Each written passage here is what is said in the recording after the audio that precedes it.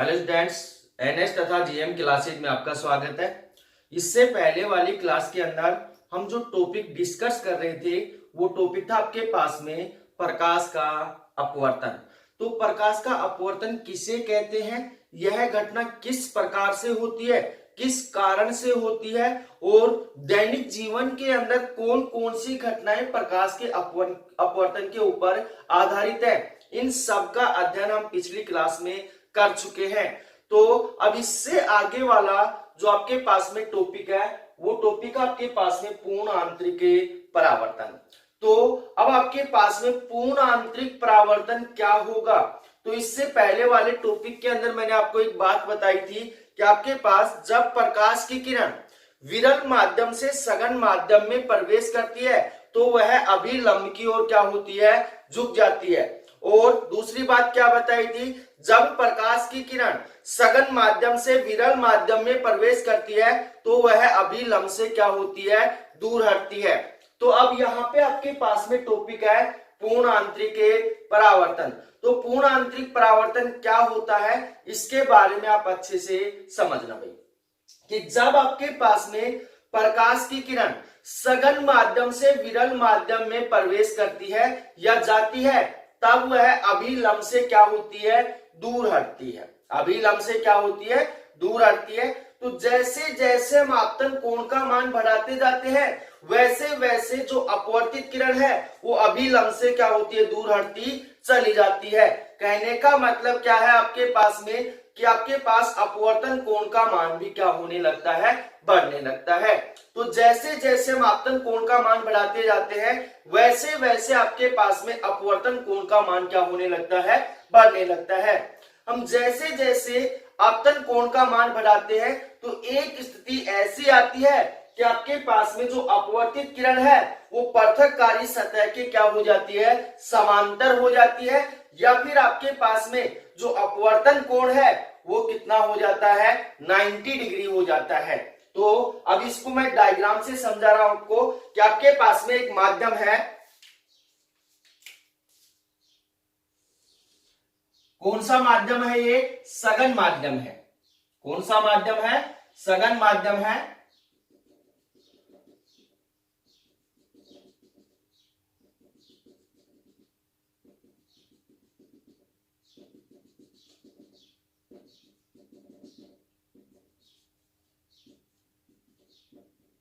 ये क्या है, आपके पास में एक सघन माध्यम है। इस सघन माध्यम के किनारे के ऊपर कोई प्रकाश स्रोत रखा हुआ है। क्या रखा हुआ है, प्रकाश स्रोत। अब आपके पास में इस प्रकाश स्रोत से एक प्रकाश की किरण, इस प्रकाश स्रोत से एक प्रकाश की किरण क्या होती है, सघन माध्यम से विरल माध्यम में क्या करती है, प्रवेश करती है। सघन माध्यम से विरल माध्यम में क्या करती है, प्रवेश करती है। तो जैसे ही विरल माध्यम में प्रवेश करेगी तो अभिलंब से क्या होती है, ये दूर हटती है। तो आपके पास ये बात आपको समझ में आ गई होगी कि आपके पास जब प्रकाश की किरण सघन माध्यम से विरल माध्यम में प्रवेश करती है तो वह अभिलंब से क्या होती है, दूर हटती है। तो आपके पास ये कौन सा कोण हो गया अभी, आपतन कोण आई हो गया, और ये क्या हो गया आपके पास, अपवर्तन कोण आर हो गया। अब उससे आगे देखना कि हम जैसे जैसे आपतन कोण का मान बढ़ाते जाएंगे आगे वैसे वैसे आपके पास में अपवर्तन कोण का मान भी क्या होगा, बढ़ता जाएगा। या आपके पास में जो अपवर्तित किरण है वो क्या होती जाएगी, अभिलंब से धीरे धीरे दूर हटती चली जाएगी। तो आपके पास में हम जैसे जैसे आपतन कोण का मान बढ़ाते हैं वैसे वैसे आपके पास में अपवर्तन कोण का मान भी क्या होता है, बढ़ता है। एक स्थिति ऐसी आती है कि एक निश्चित आपतन कोण के ऊपर आपके पास में जो अपवर्तित किरण है वो पृथककारी सतह के क्या हो जाती है, समांतर हो जाती है, या आपके पास में अपवर्तन कोण का मान कितना हो जाता है, 90 डिग्री हो जाता है। तो आपके पास में इस साइड क्या हो जाएगी, अपवर्तित किरण हो जाएगी, और आपके पास में अपवर्तन कोण का मान कितना हो जाएगा, 90 डिग्री हो जाएगा। तो आपके पास में इस आपतन कोण को क्या कहते हैं, क्रांतिक कोण आईसी कहते हैं। क्या कहते हैं, क्रांतिक कोण आईसी।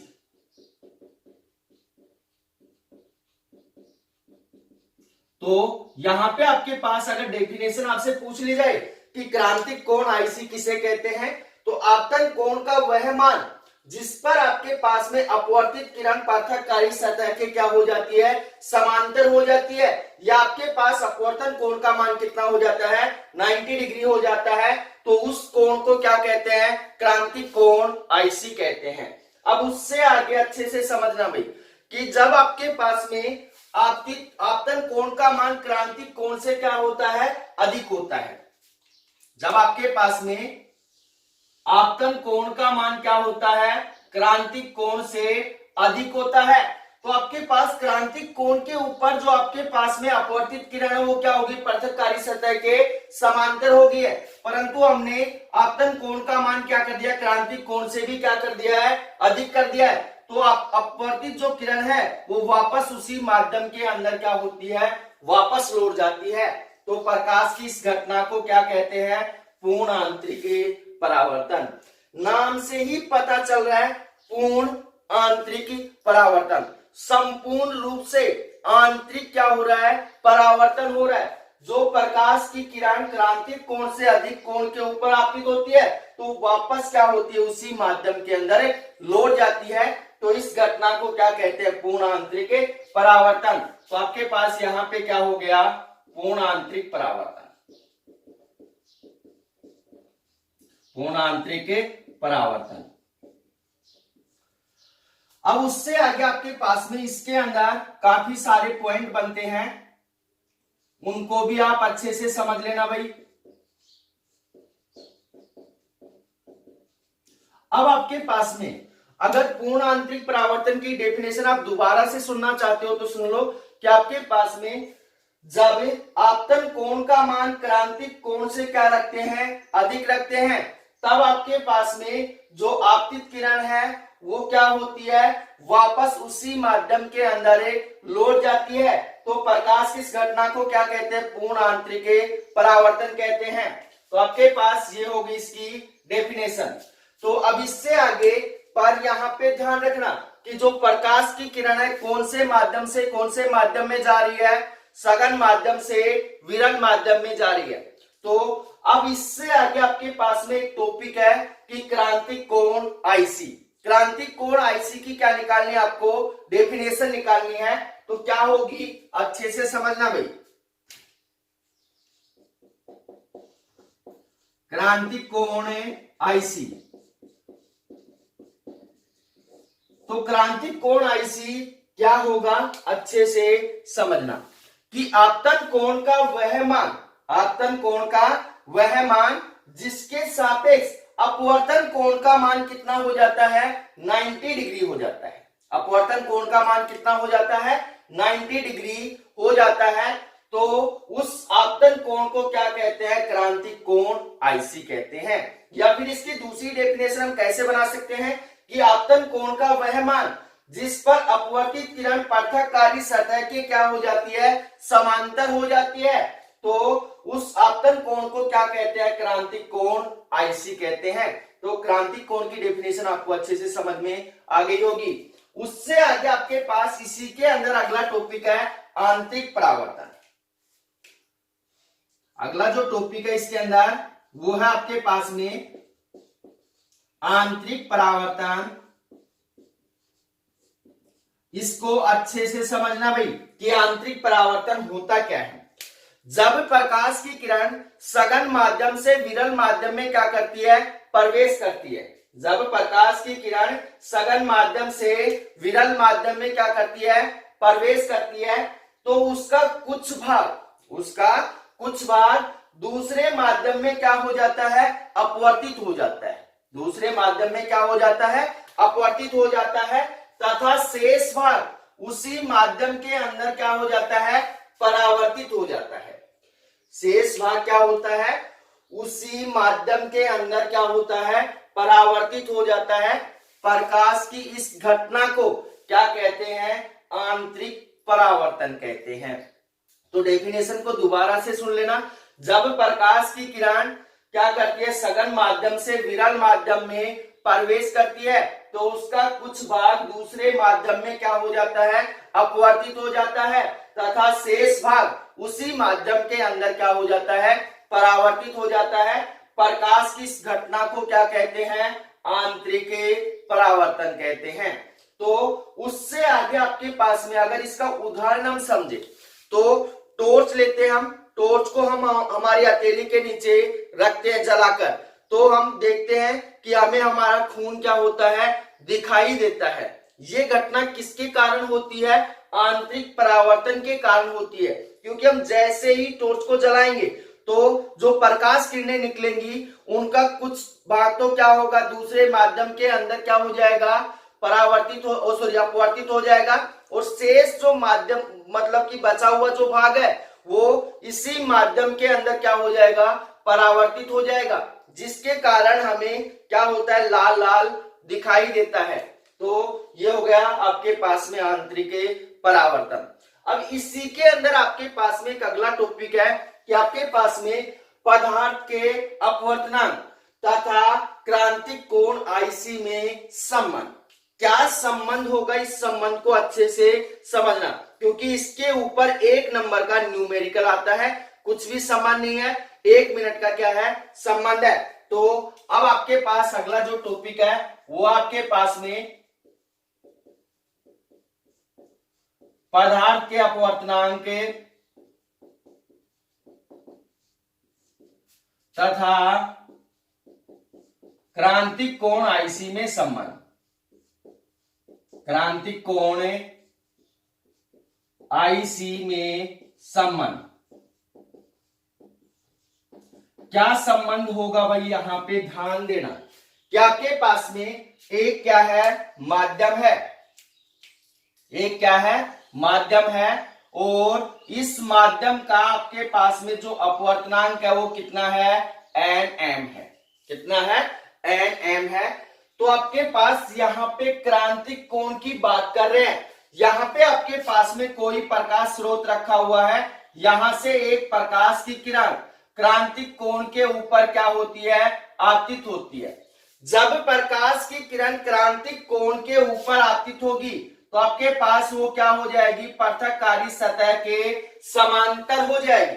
जब प्रकाश की किरण पृथककारी सतह के समांतर होती है तब आपके पास में अपवर्तन कोण का मान कितना होता है, 90 डिग्री होता है।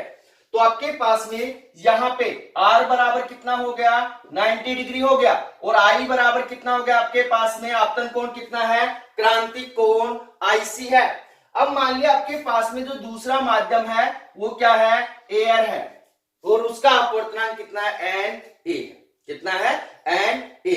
तो आपके पास में स्नेल के नियम से, स्नेल का नियम मैंने अपवर्तनांक के जो प्रकाश का अपवर्तन था उसके अंदर सेकंड जो उसका नियम था उसके अंदर पढ़ाया था आपको, तो यहां पे लिखेंगे स्नेल के नियम से, स्नेल के नियम से क्या होगा भाई, आपके पास में स्नेल के नियम से nm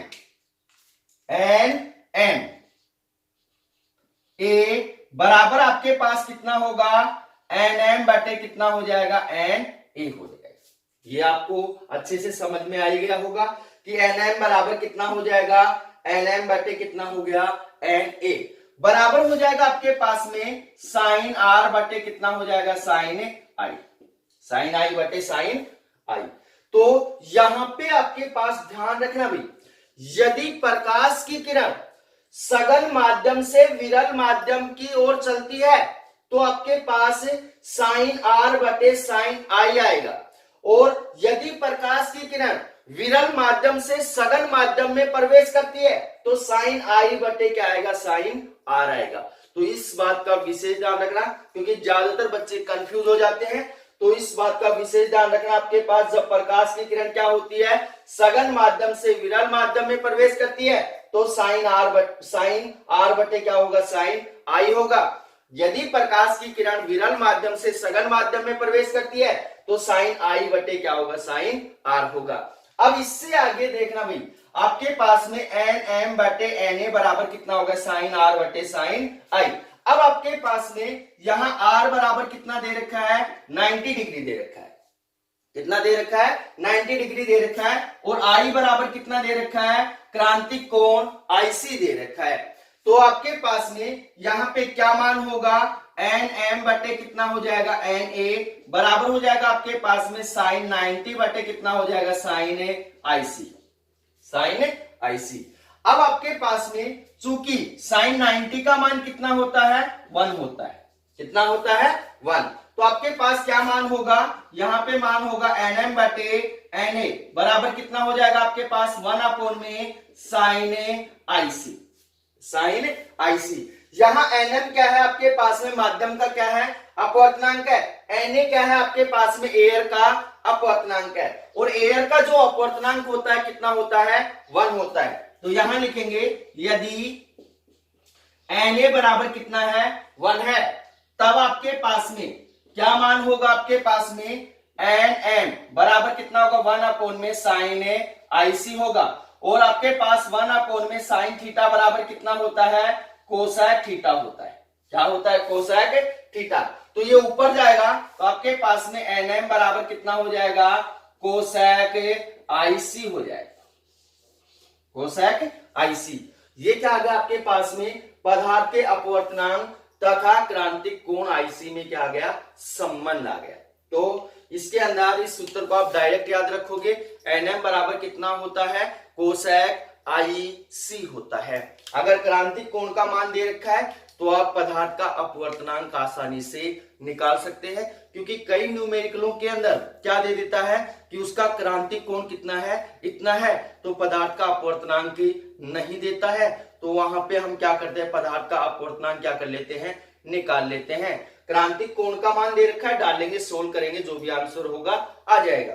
तो अब इससे आगे आपके पास में अगला जो टॉपिक है वो टॉपिक आपके पास में कि पूर्ण आंतरिक परावर्तन की शर्तें, पूर्ण आंतरिक परावर्तन की शर्तें।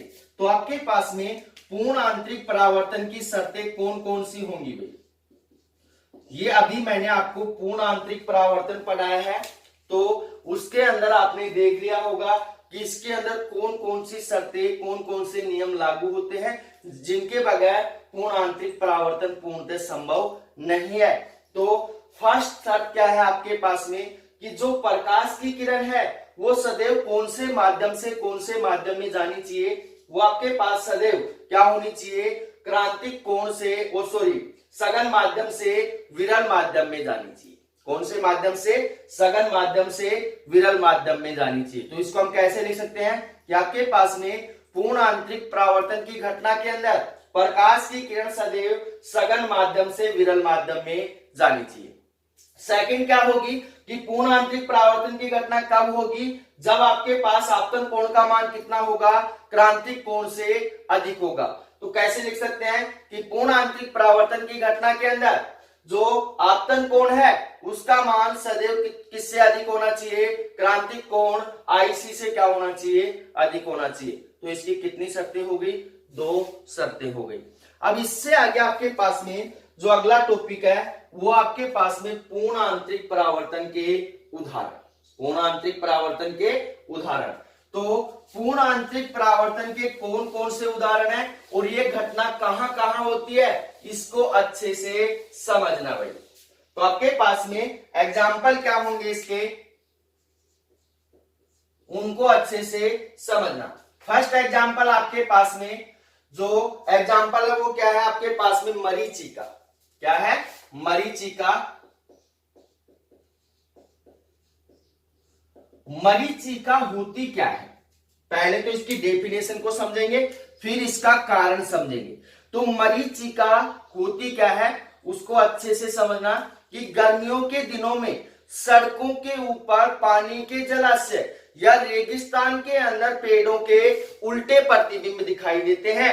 यह जो घटना है केवल एक दृष्टि भ्रम है। क्या है, दृष्टि भ्रम है, जिसे क्या कहते हैं, मरीचिका कहते हैं। गर्मियों के दिनों के अंदर जब हम दोपहर के अंदर सड़क के ऊपर चलते हैं तो हमें कुछ दूरी के ऊपर कैसा आभास होता है कि पानी भरा हुआ है या पानी के जलाशय भरे हुए हैं, या फिर रेगिस्तान के अंदर जो पेड़ों के प्रतिबिंब बनते हैं वो कैसे होते हैं, उल्टे दिखाई देते हैं। पेड़ क्या है, जैसे नीचे से ऊपर की ओर क्या है, निकला हुआ है। तो आपके पास में गर्मियों के दिनों में सड़कों पर पानी के जलाशय या रेगिस्तान में पेड़ों के उल्टे प्रतिबिंब दिखाई देना क्या है, एक दृष्टि भ्रम है। और दृष्टि भ्रम को ही क्या कहते हैं, मरीचिका कहते हैं। क्या कहते हैं, मरीचिका। अब ये घटना होती क्यों है, इस घटना को अच्छे से समझना। ये घटना प्रकाश के पूर्ण आंतरिक परावर्तन के कारण होती है। किसके कारण होती है, प्रकाश के पूर्ण आंतरिक परावर्तन के कारण होती है। अब किस प्रकार से होती है उसको अच्छे से समझना, क्योंकि गर्मियों के दिनों में सूर्य से आने वाली प्रकाश किरणें क्या करती है, पृथ्वी की सतह को गर्म कर देती है। सूर्य से आने वाली प्रकाश किरणें पृथ्वी की सतह को क्या कर देती हैं, गर्म कर देती हैं, जिसके कारण उसकी सतह के समीप की जो वायु है वो क्या हो जाती है, गर्म हो जाती है। और गर्म होकर क्या हो जाती है, विरल हो जाती है। क्या हो जाती है, विरल हो जाती है। परंतु जो वायुमंडलीय जो वायु है वो क्या होती है, सघन होती है। क्या होती है, सघन होती है। इसलिए जब प्रकाश किरणें ऊपर से आएंगी तो कौन से माध्यम में आ रही हैं, सघन माध्यम से विरल माध्यम में प्रवेश करती हैं, तो वो क्रांतिक कोण से अधिक कोण के ऊपर क्या होती है, आपतित होती है। और जब वो क्रांतिक कोण से अधिक कोण के ऊपर आपतित होती है तो वो क्या होती हैं, उसी माध्यम के अंदर क्या हो जाती हैं, अपवर्तित हो जाती हैं। तो प्रकाश की इस घटना को क्या कहते हैं, मतलब कि मरीचिका कहते हैं। या आपके पास में इसी कारण से आपके पास में गर्मियों के दिनों में सड़कों पर पानी के जलाशय या रेगिस्तान में उल्टे प्रतिबिंब दिखाई देते हैं। तो मरीचिका आपको अच्छे से समझ में आ गई होगी। अब इससे अगले वाला जो सेकंड पॉइंट है वो आपके पास में हीरे का चमकना। सेकंड आपके पास में हीरे का चमकना। तो इसको अच्छे से समझना भी। हीरा, ये कोई भी आपसे पूछ सकता है कि हीरा चमकता हुआ क्यों दिखाई देता है। तो इसका रीजन क्या है कि हीरा प्रकाश की पूर्ण आंतरिक परावर्तन के कारण क्या होता है, चमकता हुआ दिखाई देता है। अब किस प्रकार से देता है, तो आपके पास हीरे का जो पदार्थ होता है उस पदार्थ का जो अपवर्तनांक होता है वो कितना होता है, आपके पास में 2.4 होता है। कितना होता है, 2.4 होता है। और आपके पास में हीरे का जो क्रांतिक कोण होता है वो कितना होता है, आपके पास में IC बराबर होता है 24.41 डिग्री होता है। अब इसको अच्छे से समझना कि हीरा प्रकाश के पूर्ण आंतरिक परावर्तन के कारण चमकता है और हीरा जिस पदार्थ का बना होता है उस पदार्थ का अपवर्तनांक कितना होता है, 2.4 होता है। और हीरे का जो क्रांतिक कोण है वो कितना होता है, 24.41 डिग्री होता है। अब इससे आगे अच्छे से समझना कि जब हीरे को बनाया जाता है तो इस प्रकार से घिसा या काटा जाता है ताकि उसमें क्या बन जाए, फलके बन जाए। तो हीरे को जब बनाया जाता है तो इस प्रकार से घिसा या काटा जाता है, उसमें क्या बन जाए, फलके बन जाए। तो जब कोई प्रकाश की किरण एक फलक के ऊपर क्या होती है, आपतित होती है, एक फलक के ऊपर क्या होती है, आपतित होती है, तो उसका वो फलक क्या कर देती है, पूर्ण आंतरिक परावर्तन कर देती है। क्या कर देती है, पूर्ण आंतरिक परावर्तन कर देती है। जब यह प्रकाश की किरण दूसरी फलक के ऊपर आपतित होती है तो दूसरी फलक भी उसका क्या कर देती है, पूर्ण आंतरिक परावर्तन कर देती है। इस प्रकार से बार बार इन फलकों के द्वारा क्या होता है, प्रकाश किरण का पूर्ण आंतरिक परावर्तन होता है। और पूर्ण आंतरिक परावर्तन होने के कारण जो हीरा है वो क्या होता है, चमकता हुआ दिखाई देता है। तो ये होगा आपके पास हीरे का चमकना। अगला जो टॉपिक आपके पास में वो है आपके पास में पूर्ण परावर्तक प्रिज्म। तो इस टॉपिक को भी अच्छे से समझना भाई। तीसरा जो पॉइंट आपके पास में वो आपके पास में पूर्ण परावर्तक प्रिज्म। पूर्ण परावर्तक प्रिज्म। तो आपके पास में पूर्ण परावर्तक प्रिज्म का उपयोग कहां करते हैं हम, तो इसको अच्छे से समझना कि प्रिज्म की सहायता से हम क्या करते हैं, प्रकाश किरणों को 90 या 180 डिग्री के कोण के ऊपर क्या करते हैं, मोड़ते हैं। अब प्रिज्म होता क्या है आपके पास में, कि आपके पास में दो पारदर्शी सतह जब एक निश्चित कोण के ऊपर क्या होती हैं, झुकी होती हैं, तो बना हुआ जो पारदर्शी माध्यम है वो पारदर्शी माध्यम क्या कहलाता है, प्रिज्म कहलाता है। या आपके पास इसकी साधारण सी डेफिनेशन हम दें तो वो हो जाएगा आपके पास में कि वह आपके पास पारदर्शी माध्यम जो क्या करता है, प्रकाश किरणों को पथों को मोड़ता है, वो क्या कहलाता है आपके पास, पूर्ण परावर्तक प्रिज्म कहलाता है। पढ़िए डेफिनेशन, सटीक डेफिनेशन नहीं बैठेगी तो आपके पास पूर्ण परावर्तक प्रिज्म की सहायता से हम क्या करते हैं, प्रकाश किरणों को 90 या 180 डिग्री के कोण के ऊपर क्या करते हैं, मोड़ते हैं। 90 या 180 डिग्री के कोण के ऊपर क्या करते हैं, मोड़ते हैं। तो अब आपके पास में यहां प्रकाश किरणों को 90 या 180 डिग्री के कोण के ऊपर मोड़ने के लिए हम क्या करते हैं, पूर्ण आंतरिक परावर्तन की क्या होती है, हमें आवश्यकता होती है। या आपके पास पूर्ण परावर्तक जो प्रिज्म है वो पूर्ण आंतरिक परावर्तन की घटना के ऊपर क्या होता है, आधारित होता है। तो इसको अच्छे से समझना भाई कि जब आपके पास में प्रकाश किरणों को क्या करना होता है, 90 डिग्री के कोण के ऊपर क्या होता है, करना होता है, मोड़ना होता है। तो यहां पे दो चित्र बना रहा हूं मैं, एक ये चित्र है आपके पास में, ये है आपके पास फर्स्ट है और ये कौन सा आपके पास में सेकंड है। जब प्रकाश किरणों को 90 डिग्री के कोण के ऊपर मोड़ना होता है तब प्रिज्म को चित्र 1 के अनुसार क्या करते हैं, व्यवस्थित करते हैं। तब प्रिज्म को चित्र 1 के अनुसार क्या करते हैं, व्यवस्थित करते हैं। जहां आपके पास में प्रकाश किरणों का एक बार क्या होता है, पूर्ण आंतरिक परावर्तन होता है। तो यहां पे लिखेंगे एक बार पूर्ण आंतरिक परावर्तन, पूर्ण आंतरिक परावर्तन। तो उससे आगे अगर प्रकाश किरणों को, ये प्रकाश किरणों को कितने डिग्री के कोण के ऊपर मोड़ रहा है, 90 डिग्री के कोण के ऊपर मोड़ रहा है। अगर हमें प्रकाश किरणों को क्या करना होता है, 180 डिग्री के कोण के ऊपर क्या करना होता है, मोड़ना होता है, तब हम क्या करते हैं, प्रिज्म को चित्र 2 के अनुसार क्या करते हैं, व्यवस्थित करते हैं। जहां पे आपके पास में जो प्रकाश किरणें हैं वो किस प्रकार से अपवर्तित होती हैं, मुड़ती हैं, इस प्रकार से। तो आपके पास में यहां पे प्रकाश किरणों का कितनी बार पूर्ण आंतरिक परावर्तन हो रहा है, 2 बार पूर्ण आंतरिक परावर्तन हो रहा है। तो यहां लिखेंगे 2 बार पूर्ण आंतरिक परावर्तन,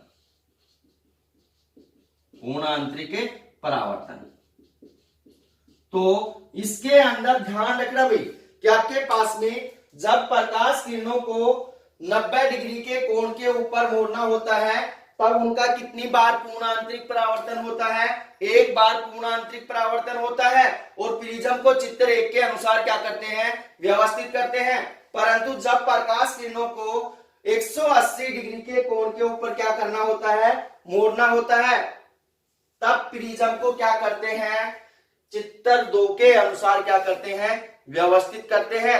जहां इनका कितनी बार पूर्ण आंतरिक परावर्तन होता है, 2 बार क्या होता है, पूर्ण आंतरिक परावर्तन होता है। अब इससे अगले वाला जो टॉपिक है वो है आपके पास में ऑप्टिकल फाइबर। तो आपके पास में ऑप्टिकल फाइबर क्या होता है उसको अच्छे से समझना हो। इस साइड से रब कर देता हूं मैं।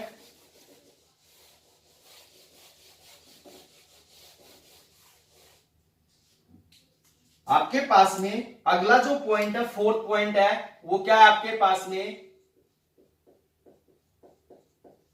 ऑप्टिकल फाइबर, या इसको हम बोलते हैं प्रकाशीय तंतु,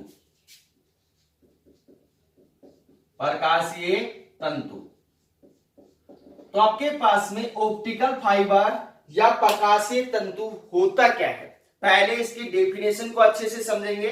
तो अच्छे से सुनना भाई कि पूर्ण आंतरिक परावर्तन की घटना पर आधारित वह उपकरण या युक्ति जिसकी सहायता से क्या किया जाता है, प्रकाश किरणों को बिना ऊर्जा हानि के एक स्थान से दूसरे स्थान के ऊपर क्या किया जाता है, भेजा जाता है या संचरित किया जाता है, तो वह उपकरण क्या कहलाता है, प्रकाशीय तंतु कहलाता है। डेफिनेशन को दोबारा से सुनना कि पूर्ण आंतरिक परावर्तन की घटना पर आधारित वह उपकरण जिसमें बिना ऊर्जा हानि के प्रकाश किरणों को एक स्थान से दूसरे स्थान तक क्या किया जाता है, संचरित किया जाता है या भेजा जाता है, तो वह उपकरण क्या कहलाता है आपके पास में, प्रकाशीय तंतु कहलाता है या ऑप्टिकल फाइबर कहलाता है। अब उससे आगे अच्छे से समझना कि आपके पास में जो प्रकाशीय तंतु है या ऑप्टिकल जो फाइबर है वो किस प्रकार से बनता है। तो प्रकाशीय तंतु के अंदर आपके पास में एक बारीक कांच की नली होती है, एक बारीक क्या होती है, कांच की नली होती है। इस बारीक कांच की नली को क्या कहते हैं, कोर कहते हैं। क्या कहते हैं, कोर। तो अब ये बात आपको समझ में आ गई होगी कि प्रकाशीय तंतु के अंदर एक बारीक कांच की नली होती है जिसे क्या कहते हैं, कोर कहते हैं। इस कोर के ऊपर अन्य कांच की परत चढ़ी होती है। इस कोर के ऊपर अन्य क्या होती है, कांच की परत चढ़ी होती है। इस परत को क्या कहा जाता है, क्लैडिंग कहा जाता है। इस परत को क्या कहा जाता है, क्लैडिंग। तो ध्यान देना भाई आपके पास में कि प्रकाशीय तंतु के अंदर एक बारीक कांच की नली होती है, इस जिसे क्या कहा जाता है, कोर कहा जाता है। इस कोर के ऊपर अन्य कांच की परत चढ़ी होती है जिसे क्या कह रहे हैं, हमें क्लैडिंग कहा जाता है। क्या कहा जाता है, क्लैडिंग कहा जाता है। अब आपके पास में यहां पे ध्यान देना कि आपके पास में जो कोर है उसका अपवर्तनांक क्या होता है, अधिक होता है। किसकी अपेक्षा, क्लैडिंग की अपेक्षा। जब आपके पास में कोर का अपवर्तनांक क्लैडिंग की अपेक्षा क्या होगा, अधिक होगा, तो आपके पास में जो कोर है कौन से माध्यम के भांति व्यवहार करेगी, सघन माध्यम के भांति क्या करेगी, व्यवहार करेगी। तो आपके पास में जो कोर है वो आपके पास में क्या है, सघन माध्यम है, और जो क्लैडिंग है वो आपके पास में कौन सा माध्यम है, विरल माध्यम है। कौन सा माध्यम है, विरल माध्यम है। तो इस बात का ध्यान रखना भाई, क्योंकि कई बार क्वेश्चन आपसे कोई पूछ ले कि आपके पास में कोर और क्लैडिंग में अंतर क्या है, तो आपके पास में जो कोर है वो क्या है, सघन माध्यम है, परंतु आपके पास में जो क्लैडिंग है वो क्या है, आपके पास में एक विरल माध्यम है, क्योंकि कोर का अपवर्तनांक क्या होता है, क्लैडिंग की अपेक्षा अधिक होता है। अब आपके पास में ये आपके पास जो बना हुआ जो उपकरण है ये क्या है, आपके पास में प्रकाशीय तंतु है। क्या है, प्रकाशीय तंतु। अब इस प्रकाशीय तंतु की सहायता से प्रकाश किरणों को हम एक स्थान से दूसरे स्थान तक बिना ऊर्जा हानि के किस प्रकार से संचरित करेंगे या किस प्रकार से भेजेंगे, उसको अच्छे से समझना। जब प्रकाश किरणों को क्या करते हैं, प्रकाशीय तंतु या कोर के एक सिरे के ऊपर क्या करते हैं, आपतित करते हैं, तो कोर का जिस सिरे के ऊपर आपतित हो रही है वो सिरा इसका क्या कर देता है, पूर्ण आंतरिक परावर्तन कर देता है। क्या कर देता है, पूर्ण आंतरिक परावर्तन कर देता है, क्योंकि आपके पास में प्रकाश के लिए जो कोर है वो कौन सा माध्यम है, सघन माध्यम है। फिर ये आपके पास में जो ये मतलब कि पूर्ण आंतरिक परावर्तित जो किरण है ये जब क्या होती है, दूसरी सतह के ऊपर क्या होती है, आपतित होती है, तो पुनः इसका क्या हो जाता है, पूर्ण आंतरिक परावर्तन हो जाता है। इस प्रकार से कोर की सतहों द्वारा बार बार क्या होता है, पूर्ण आंतरिक परावर्तन होता है, और जो प्रकाश किरण है वो क्या होती है, एक स्थान से दूसरे स्थान के ऊपर क्या हो जाती है, संचरित हो जाती है या चली जाती है। ये आपके पास में कौन सी किरण है, ये आपके पास में आपतित किरण है। ये आपके पास में कौन सी किरण है, ये आपके पास में निर्गत किरण है, और बीच वाली कौन सी आपके पास में अपवर्तित किरण है। तो इस प्रकार से क्या करता है, प्रकाशीय तंतु कार्य करता है कि जब कोर के एक सिरे के ऊपर प्रकाश किरणों को डाला जाता है तो वहां उनका क्या हो जाता है, पूर्ण आंतरिक परावर्तन हो जाता है। फिर वो दूसरी सतह के ऊपर टकराती है जहां भी उनका क्या हो जाता है, पूर्ण आंतरिक परावर्तन हो जाता है। इस प्रकार बार बार पूर्ण आंतरिक परावर्तन होने के कारण जो प्रकाश किरण है वो एक स्थान से दूसरे स्थान के ऊपर क्या हो जाती है, संचरित हो जाती है। तो ये हो गया आपके पास में ऑप्टिकल फाइबर या प्रकाशीय तंतु। अब आपके पास में इसी के अंदर एक टॉपिक आता है कि प्रकाशीय तंतु का उपयोग हम करते कहाँ हैं। तो प्रकाशीय तंतु का जो उपयोग है वो आपके पास में मतलब कि जो सूचनाएं संकेत हैं उनको एक स्थान से दूसरे स्थान तक भेजने के लिए किया जाता है, एक स्थान से दूसरे स्थान तक भेजने के लिए किया जाता है। और सेकंड आपके पास में कि प्रकाशीय तंतु का जो उपयोग है आजकल हम सजावटी लाइटों में भी करते हैं। किसमें करते हैं, सजावटी लाइटों में भी करते हैं, क्योंकि शादी समारोह के अंदर आपने देखा होगा कि डेकोरेशन के लिए क्या किया जाता है, एक लाइट लगाई जाती है और इस लाइट के ऊपर अलग अलग क्या होते हैं, प्रकाशीय तंतु होते हैं और इनके ऊपर अलग अलग क्या कर दिया जाता है, कलर कर दिया जाता है। जैसे ही इनके ऊपर क्या गिरती है, प्रकाश किरणें गिरती हैं, तो इनके अंदर क्या होता है, पूर्ण आंतरिक परावर्तन होता है और हमें अलग अलग रंग क्या होते हैं, प्रतीत होते हैं। अलग अलग रंग क्या होते हैं, प्रतीत होते हैं। तो प्रकाशीय तंतु के कितने उपयोग हो गए भाई, दो उपयोग हो गए कि सूचना या संकेतों को एक स्थान से दूसरे स्थान तक भेजने के लिए प्रकाशीय तंतु का उपयोग किया जाता है। दूसरा आजकल इसका उपयोग सजावटी लाइटों में किया जाता है। तो ये टॉपिक कंप्लीट हो गया, पूर्ण आंतरिक परावर्तन। तो इस टॉपिक के अंदर अगर किसी भी भैया बहना को या इससे पहले वाले टॉपिकों के अंदर किसी भी भैया बहना को कोई प्रॉब्लम है तो आप कमेंट्स करके बता सकते हैं, क्योंकि इस चैप्टर में थोड़ा सा हम फास्ट चल रहे हैं। इसलिए चल रहे हैं क्योंकि ये चैप्टर आपको अच्छे से डीपली मैंने आपको क्लास में समझा दिया था, एक एक पॉइंट को खोल खोल कर आपको बता दिया था। तो इसके अंदर आपको प्रॉब्लम नहीं होनी चाहिए। तो आप अच्छे से समझ गए होंगे कि अगर आपको किसी भी टॉपिक में कोई प्रॉब्लम है तो आप बेझिझक बता सकते हैं, उस टॉपिक को फिर से दोबारा से बता दिया जाएगा, कोई दिक्कत नहीं है। तो मिलते हैं एक छोटे से ब्रेक के बाद। धन्यवाद।